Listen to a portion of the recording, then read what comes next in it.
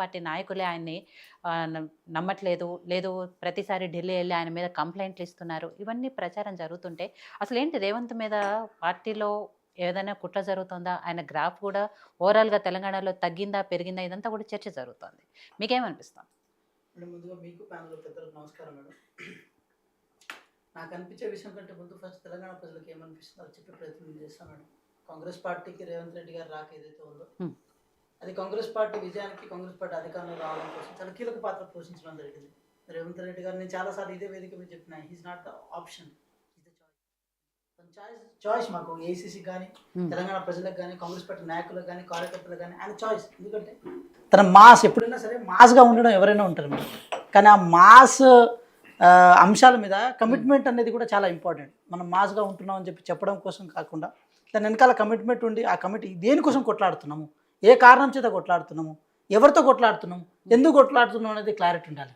ఆ క్లారిటీ ఉన్న నాయకుడు రేవంత్ రెడ్డి గారు. సో ఇంకో విషయం కూడా చెప్పాలి, ఏఐసీసీ మెచ్చిన, రాహుల్ గాంధీ నచ్చిన నాయకులు రేవంత్ రెడ్డి గారు. ఎందుకంటే మీరు చూడండి, ప్రతిసారి ఫోటోలు చూపించాలి, ప్రచారాలు చేసుకోవాలన్న ఆలోచనలు కానీ హంగులు ఆర్భాటాలు కానీ వారికి లేవు. వారు ఒక ముఖ్యమంత్రి స్థాయిలో ఉన్నారు. ఇక్కడ మీరు చూడండి, ఒక పార్టీ పెద్దగా కలిసిన రోజులు కలిసిర్రు. ఇప్పుడు పార్టీ పెద్ద ఎవరు? మహేష్ కుమార్ గౌడ్ గారు.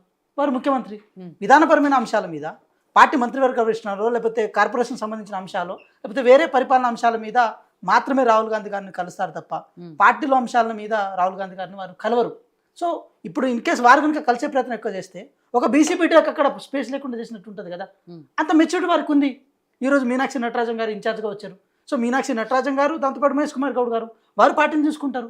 గౌరవ ముఖ్యమంత్రి గారు ఇది ప్రభుత్వాన్ని చూసుకుంటారు. ఇలా బాధ్యత అనేది డీసెంట్రలైజ్ అయ్యి డిస్ప్యూట్ అయిన సిచ్యువేషన్ ఉండే ఇక్కడ.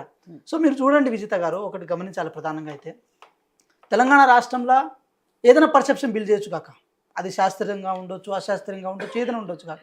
కానీ మేము అనుకున్నాం గౌరవ ముఖ్యమంత్రి గారు కేవలం ఒక మాస్ లీడర్గా, పార్టీ పెద్దగా ఇట్లే ఉంటారని అనుకున్నాం. కానీ అడ్మినిస్ట్రేషన్ వాళ్ళు వచ్చిన తర్వాత వాళ్ళకున్న దూరదృష్టి కానీ, వాళ్ళకున్న ముందు చూపు ఎవరికైనా ఉంటుంది. కానీ నిజాయితీగా చెప్పడం, ఒక అంశాన్ని సరే బాధ అనిపించవచ్చు, ఏదైనా అనిపించవచ్చు కాక, నిజాయితీగా నిక్కచ్చిగా చెప్పడం, ఉన్న విషయాన్ని బయట పెట్టడం ఏదైతే ఉందో అది వారికి ఉన్న ఆ విచక్షణకు సంబంధించిన అంశం. మీరు చూడండి మేడం, అంటే నేను ఒక విద్యార్థిగా మేము ఇదే స్టూడియోలో, విజిత గారు మీరే సాక్ష్యం, మీరు సాక్ష్యంగా ఉండి ఇదే స్టూడియోలో నిరుద్యోగుల కోసం, విద్యార్థుల కోసం చాలా డిబేట్స్ జరుగుంటాయి. వాళ్ళ తరపున చాలా మాటలు ఇక్కడ మేము వినిపించాల్సిన అవసరం ఏర్పడింది. కానీ రేవంత్ రెడ్డి గారు వచ్చిన తర్వాత మేము ఎంత అద్భుతాన్ని చూడగలుగుతున్నాం అంటే, 10 సంవత్సరాలు ఒక్క టీచింగ్ పోస్ట్ భర్తీ కాలే, ఒక్క టీచర్ని కూడా భర్తీ చేయలే.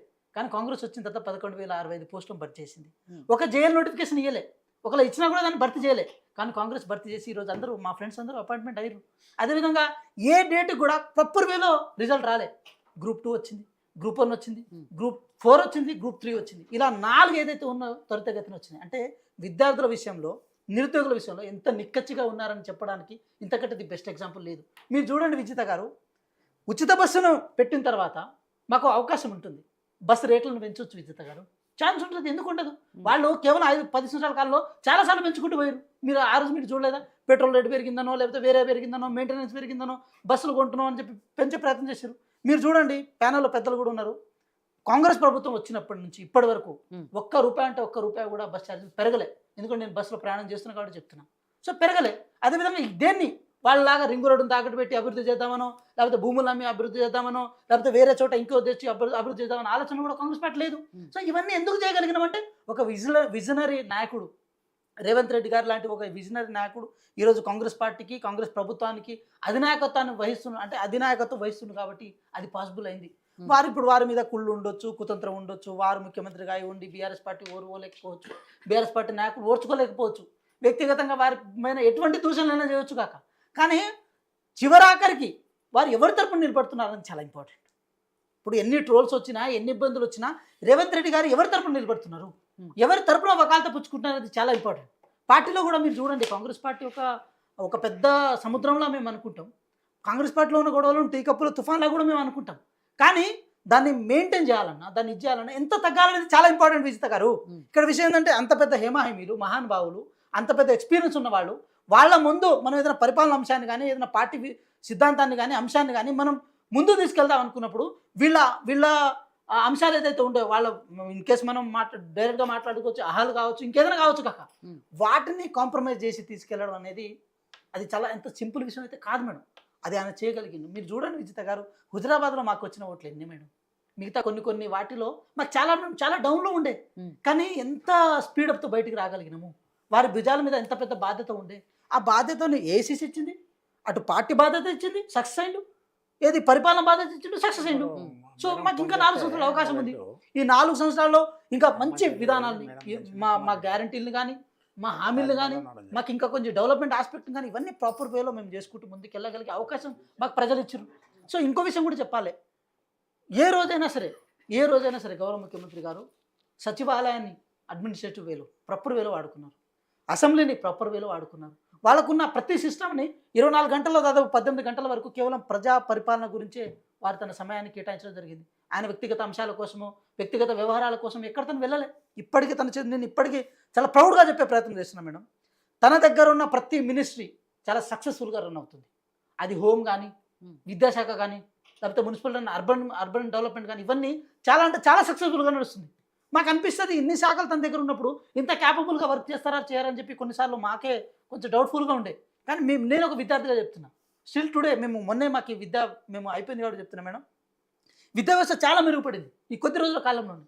సో ఇవన్నీ మాట్లాడుకోవాల్సినప్పుడు కేవలం డెవలప్మెంట్ మీద వీటి మీద చర్చ జరుపుతాను అనుకున్నాం, కానీ కొన్ని సందర్భాల్లో దురదృష్టవశాత్తు బీఆర్ఎస్ పార్టీ కూడా వారు ముఖ్యమంత్రి అయ్యారు కాబట్టి కేసీఆర్ గారితో ప్రతిసారి రేవంత్ రెడ్డి గారిని కంపేర్ చేస్తారు. సో ఆ కంపారిజన్ ప్రజలు చూసి ఒక నిర్ణయానికి వచ్చిన తర్వాత కూడా ఆ ప్రజా నిర్ణయాన్ని వ్యతిరేకంగా మీరు వ్యవహరించిన తీరుతో ఏదైతుందో అది కరెక్ట్ కాదు. నేను ఇంకోటి కూడా చెప్తున్నా, the perception which have built, ఏదైతే మనం బిల్ట్ అయి ఉందో అది ఎట్టి పరిస్థితుల్లో శాస్త్రీయంగా లేదని నేను అంటున్నాను. గౌరవ ముఖ్యమంత్రి గారి యొక్క ఆలోచన విధానాలు అర్థం చేసుకోవాలంటే అంతే మెచ్యూర్డ్తో కనుక అర్థం చేసుకునే ప్రయత్నం చేస్తే ఇంకా బాగుంటుంది. సో నేను ఇంకో మాట కూడా చెప్పే ప్రయత్నం చేస్తున్నా, కేసీఆర్ గారు ఒకటి గమనించాలి, 10 సంవత్సరాల పాటు తెలంగాణ రాష్ట్రంలో మీకు ఈ తెలంగాణ ప్రజలు అధికారం కట్టబెట్టిన తర్వాత మీకు కృతజ్ఞత ఉండాలి ప్రజల తరపున. ఎందుకంటే మీరు అధికారంలో ఉన్నారు, ఈరోజు ₹1 సంపాదించుకున్నా, మీకు హంగుల ఆర్భాటాలు ఉన్నా కూడా మీ పోరాటం ఎంత ఉందని మీరు భావిస్తున్నారో ప్రజల ఆశీర్వాదం కూడా అంతే ఉందని భావించాలి. అది ప్రజాస్వామ్యంలో చాలా గొప్ప అంశం. అది మీరు భావించిన రోజు ఈరోజు ప్రతిపక్షంలో కూడా మిమ్మల్ని ప్రజలకు కూర్చోబెట్టి 15 నెలల్లోనే కాంగ్రెస్ పార్టీ మీద, ప్రభుత్వం మీద వ్యతిరేకత వచ్చింది. ఊర్లలోకి వెళితే ఆ విషయాలు తెలుస్తాయి. రైతులు లేదా నిరుద్యోగులు వీళ్ళందరూ కూడా చాలా వ్యతిరేకంగా ఉన్నారు. ఇప్పటికిప్పుడు ఎలక్షన్లు వచ్చినా కూడా బీజేపీ వాళ్ళు మేము గెలుస్తామని, బీఆర్ఎస్ వాళ్ళు మేము గెలుస్తామని చెప్తున్నారు కదా. ఇప్పుడు గజ్వేల్లో కేసీఆర్ గారిని రాజీనామా చేయమని చెప్పండి, మరి చెప్తే ఇంకా అయిపోతుంది కదా, ఇంకా ఈజీ అవుతుంది. సో ఒకటి చూడండి మేడం, ప్రజలు ఒకసారి మ్యాండేట్ ఇచ్చిన తర్వాత కొన్ని పనులు చేసుకుంటూ పోతే నేను ఒకటే క్వశ్చన్ అడిగే ప్రయత్నం చేస్తున్నా. ఇప్పుడు 2014లో అధికారంలో వచ్చారు కదా, అప్పుడు ఇంకా మిగులు బడ్జెట్ ఉండే కదా. 2014 నుంచి 15 వరకు ఒక ఇయర్ని మనం పారామీటర్గా తీసుకున్నాం. ఆ ఇయర్లో జరిగిన అభివృద్ధి సంక్షేమాన్ని క్యాలిక్యులేట్ చేద్దాం. కాంగ్రెస్ పార్టీ వచ్చిన తర్వాత 2023-24 ఈ ఇయర్ని ఒకసారి మనం అభివృద్ధిలో మనం కంపేర్ చేద్దాం. కంపేర్ చేసినప్పుడు ది బెస్ట్ ఏదొస్తే అదే తర్వాత ప్రైవేట్ అని చెప్పి కంక్లూజన్కి వద్దాం. దాని మీద ఇంకా డిస్కషన్ పెడితే ఇంకా బాగుంటుంది. సో మేమేమంటున్నాము, ఏది జరిగింది ఏది జరగలేదని చెప్పి చర్చ జరపడానికి కేసీఆర్ గారికి ఒక అవకాశం ఉంటుంది. ఆయన అవకాశాన్ని ఆయన వినియోగించుకోకుండా ముఖ్యమంత్రి రేవంత్ రెడ్డి గారు అయ్యారని చెప్పి ఆ అక్కసుతో ప్రతిసారి విషయం వెళ్ళగక్కే ప్రయత్నం కనుక చేస్తే ప్రజాస్వామ్యానికి, ప్రజలు ఇచ్చిన నిర్ణయానికి ఏది వ్యతిరేకంగా కేసీఆర్ గారు పనిచేస్తున్నారని చెప్పి ప్రజలు కూడా కంక్లూజన్కి రావాల్సి వస్తుంది. ఇప్పుడు అదే అనుకుంటే మొన్న ఎమ్మెల్సీ ఎలక్షన్లప్పుడు రేవంత్ రెడ్డి గారే చెప్పారు ప్రచారానికి వెళ్ళినప్పుడు, మా పథకాలు ఏవైతే అమల్లో ఉన్నాయో ఆ వచ్చిన వాళ్ళు ఓటేయండి, రానోళ్ళు వేయకండి అని చెప్పారు. బట్ రిజల్ట్ చూసాము. దాన్ని బట్టి ఏమర్థం చేసుకోవాలి అని. ఇప్పుడు నార్త్ తెలంగాణలో బీజేపీ అక్కడ బలంగా ఉంది, మనం ఒప్పుకున్న ఎమ్మెల్యే సీట్లు కూడా అక్కడే చెప్పింది కూడా అక్కడే కదా కావచ్చు. ఒక చోట మేము నిలబడ్డాం మేడం, ఒక చోట నిలబడ్డాం, కేవలం ఒక చోట. ఇది మనైతే నార్త్ తెలంగాణ, వరంగల్, ఇది కరీంనగర్, మెదక్, నిజామాబాద్ ఆ ప్రాంతంలో నిలబడ్డాం. మాకు ఇక్కడ ఒక చిన్న విషయం ఏంటంటే, మేము ప్రసన్న హరికృష్ణ గారితో మేము ప్రాపర్ వేలో కమ్యూనికేట్ చేసుకోలేకపోయినాం. దానివల్ల మాకు పెద్ద కొంచెం ఇబ్బంది ఉంది. ప్రసన్న హరికృష్ణ గారు బీఎస్పీ పార్టీ నుంచి పోటీ చేసినప్పటికీ కూడా కాంగ్రెస్ పార్టీ వ్యక్తిగానే ట్రీట్ అయ్యే ప్రయత్నంలో భాగంగా అటు ఇటు ఓట్లు చీలగొట్టి అటు బీజేపీకి షార్ట్ మార్జిన్లో వాళ్ళకు మేలు జరిగే ప్రక్రియ జరిగింది. కానీ అట్లా అనుకున్నప్పుడు కనీసం బీఆర్ఎస్ పోటీలో కూడా లేదు కదా. మేము అనుకుంటున్నాం వాళ్ళు పోటీలో లేకుండా బీజేపీ సపోర్ట్ చేసిందేమో అనుకుంటున్నాం మేము. అది శాస్త్రీయవాదనో అశాస్త్రీయవాదనో అది తేల్చాల్సిన బాధ్యత మీకు ఉంటుంది. అది మేము వేగంగా అయితే చెప్పలేదు. సరే వెంకటరెడ్డి గారు, బీజేపీ నాయకులు ప్రతిసారి కూడా అంటే రేవంత్ రెడ్డికి పాలనా అనుభవం లేదు కాబట్టే ఇచ్చిన 6 గ్యారెంటీలు సరిగ్గా అమలు చేయలేకపోతున్నారు, ఇవన్నీ కూడా ప్రతి సందర్భంలో మాట్లాడుతూ వస్తున్నారు. కాబట్టి ఈ 15 ఏళ్లలో ముఖ్యమంత్రి